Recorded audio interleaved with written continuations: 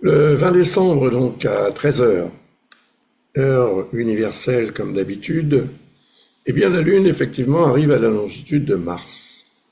Donc attention parce qu'elle déclenche l'énergie de Mars.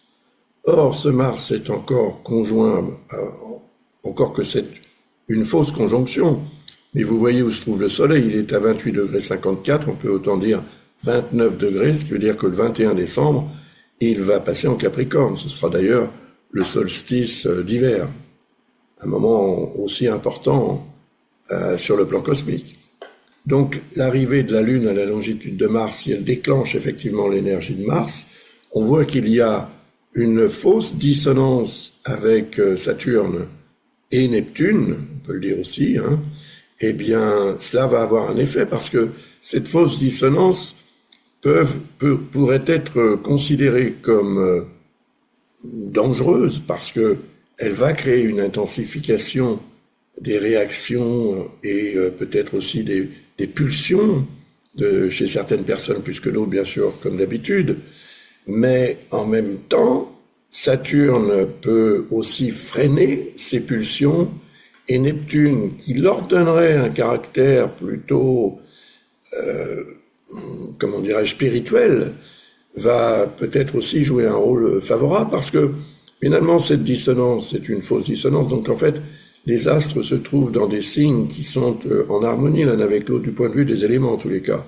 Là, on a un signe de terre, le Capricorne, et un signe d'eau pour le Poisson. Donc l'eau et la terre sont des éléments compatibles et complémentaires, constructifs même. Donc il me semble que cette tension pourrait être tout à fait bien gérée et devenir une source d'évolution concrète, de réalisation concrète à moyen terme, voire peut-être même à court terme d'ailleurs. Si on considère que la Lune va rejoindre Saturne et Neptune, environ, ça correspond environ à 7 jours plus tard, à peu près, on verra ça tout à l'heure. Mais oui, il est possible qu'un résultat puisse se remarquer à ce moment-là. C'est important de le noter parce que c'est l'effet ricochet, si vous voulez, le principe de cause à effet.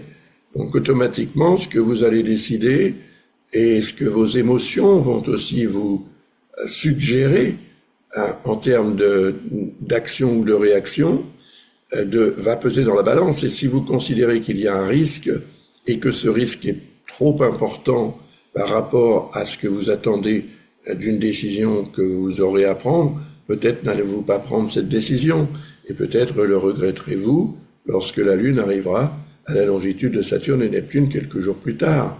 Ce serait dommage, mais c'est comme ça. Donc à chacun de décider comment on va se comporter.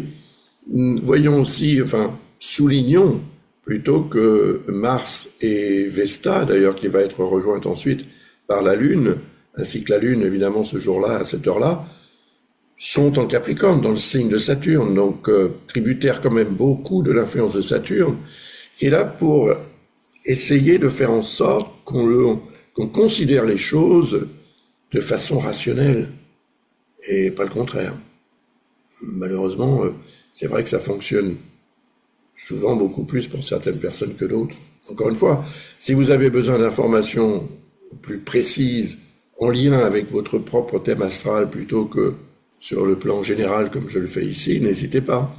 Visitez le site de l'école Ablas et vous trouverez des informations pour commander une analyse de votre choix ou même peut-être simplement une réponse à une question plus ou moins approfondie. On a 2 formules aussi au niveau des réponses aux questions.